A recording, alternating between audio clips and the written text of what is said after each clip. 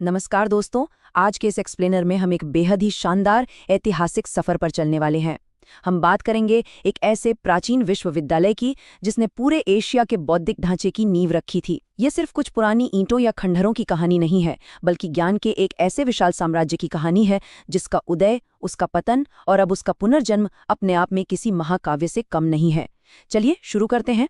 तो कहानी की शुरुआत एक बहुत ही दिलचस्प सवाल से करते हैं। जरा सोचिए, प्राचीन एशियाई दुनिया में ज्ञान का वो चरम बिंदु, वो अल्टीमेट क्लाइमैक्स आखिर कहाँ था? वो कौन सी जगह थी जहां दुनिया के सबसे बेहतरीन और मेधावी दिमाग एक साथ जुटते थे? ये सवाल हमें उस खोए हुए बौद्धिक केंद्र की तरफ ले जाता है जिसके बारे में जानना सच में रोंगटे खड़े कर देता है। चलिए इस रहस्य से पर्दा उठाते हैं। हम बात कर रहे हैं आधुनिक भारत के बिहार में मौजूद ऐतिहासिक नालंदा जिले की। आज जो जगह हमें सिर्फ कुछ ऐतिहासिक खंडरों के रूप में नजर आती है ना, वो कभी दुनिया के सबसे महान विद्या के मंदिरों में से एक हुआ करती थी। यहीं से वो पूरी भव्य कहानी शुरू होती है। भाग 1, कुमारगुप्त के अधीन जन्म। ये 5वीं शताब्दी ईस्वी की बात है, जब सम्राट कुमारगुप्त ने इस महान महाविहार की स्थापना की थी। और ध्यान दीजिए, ये कोई मामूली फैसला नहीं था। ये एक ऐसी दूरदर्शी सोच थी जिसने एक अभूतपूर्व बौद्धिक स्वर्ण योग का मंच तैयार कर दिया। इसी मजबूत राजनीतिक नींव के ऊपर एक ऐसा विशाल साम्राज्य खड़ा हुआ जिसकी गूंज आने वाली कई सदियों तक पूरी दुनिया सुनने वाली थी। और ये टाइमलाइन इस पूरे सफर को बहुत ही बेहतरीन तरीके से दिखाती है। 5वीं शताब्दी में इसकी स्थापना हुई, फिर 5वीं से 12वीं शताब्दी तक का वो दौर आया जो ज्ञान के चरम विकास का युग था, बिल्कुल इसका गोल्डन पीरियड। और फिर 12वीं शताब्दी के अंत में इसका दुखद विनाश। मतलब लगभग 700 सालों तक ये महान विश्वविद्यालय ज्ञान का प्रकाश फैलाता रहा। भाग 2, एशियाई बौद्धिक केंद्र। अब जरा कल्पना करके देखिए, आधुनिक परिवहन के साधनों के आविष्कार से सदियों पहले की दुनिया कैसी रही होगी। चीन, मंगोलिया, तिब्बत, कोरिया और न जाने कितने एशियाई देशों से इंटरनेशनल स्कॉलर्स यहाँ आते थे। इतनी दूर से, इतने मुश्किल और खतरनाक रास्तों को पार करके लोग सिर्फ और सिर्फ ज्ञान पाने के लिए यहाँ पहुँचते थे। ये बात अपने आप में नालंदा की उस विशाल अंतर्राष्ट्रीय प्रतिष्ठा को साबित करती है। अब सवाल ये है कि वो लोग यहाँ आखिर सीखने क्या आते थे? तो मुख्य रूप से नालंदा महायान बौद्ध धर्म की शिक्षा का अग्रणी केंद्र था। सबसे बड़ा अट्रैक्शन तो यही था।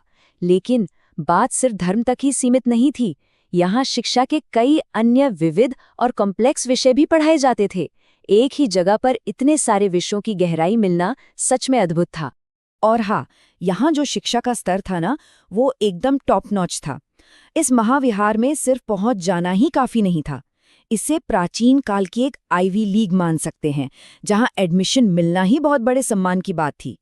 प्रवेश पाने के लिए द्वार पर ही एक विद्वान शिक्षक द्वारा उम्मीदवार का बहुत ही कड़ा टेस्ट लिया जाता था।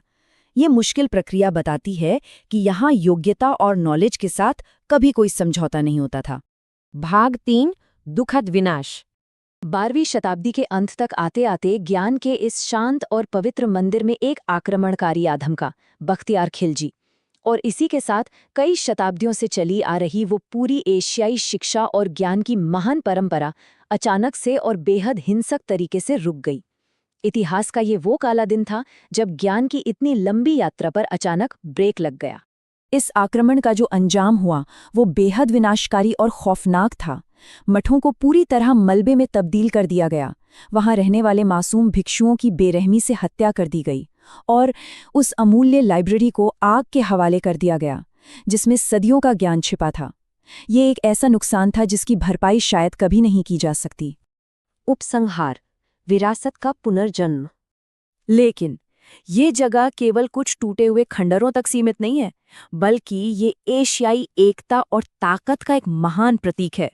और ठीक इसी वजह से इन अवशेषों की याद आज के आधुनिक दुनिया के लिए भी इतनी ज्यादा अहमियत रखती है। ये इस बात का जीता जागता सबूत है कि जब अलग अलग संस्कृतियां ज्ञान के लिए एक साथ आती है ना, तो वो एकता कितनी मजबूत और कमाल की होती है। तो सबसे जरूरी बात यह है कि इतिहास अब खुद को एक नए और उम्मीद से भरे रूप में दोहरा रहा है। जिस जगह पर प्राचीन काल में महान महाविहार की स्थापना हुई थी, आज बिल्कुल उसी ऐतिहासिक स्थल के पास आधुनिक युग का नालंदा अंतर्राष्ट्रीय विश्वविद्यालय स्थापित किया जा रहा है। यह ज्ञान की उस कभी ना हारने वाली भावना और इंसानों की सीखने की चाहत का एक बेहद खूबसूरत उदाहरण है।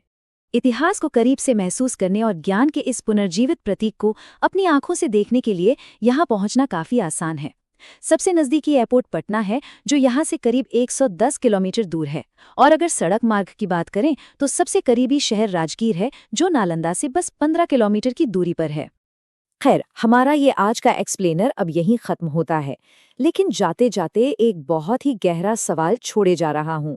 क्या आधुनिक नालंदा अंतर्राष्ट्रीय विश्वविद्यालय का ये पुनर्जन्म सच में ज्ञान के उस प्राचीन और सर्वोच्च बिंदु की भावना को फिर से हासिल कर पाएगा?